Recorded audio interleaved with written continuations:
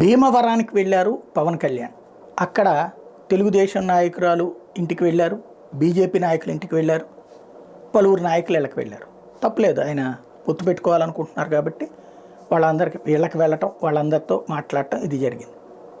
అదే సందర్భంలో ఇంతకుముందు హరిరామ జోగయ్య గారితో కాంటాక్ట్ ఇదంతా కూడా ఉన్నది. కానీ ముద్రగడ పద్మనాభంతోనే ఎందుకు భేటీ అవ్వరు?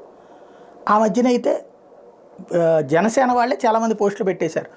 వైసీపీకి అది పోతుందని తెలిసేసి ముద్రగడ జనసేనలోకి వచ్చేస్తున్నారు, జనసేనలోకి వెల్కమ్, ఇట్లాంటివి కూడా చాలామంది పోస్టులు పెట్టారు.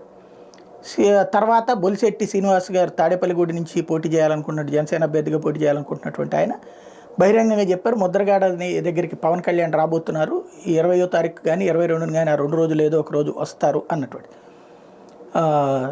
ఈయన చేరబోతున్నారు అన్నటువంటి కూడా అప్పుడు జరిగినటువంటి.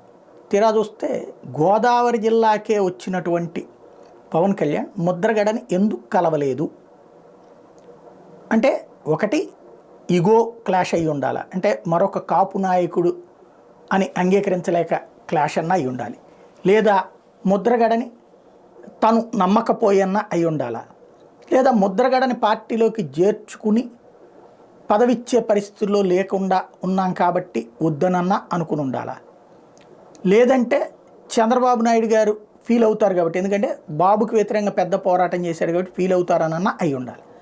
అలా కాదు అంటే ఎందుకు వెళ్ళలేదు పవన్ కళ్యాణ్ ఏమన్నా కారణం చెప్తారా? చూడాల్సి ఉంది.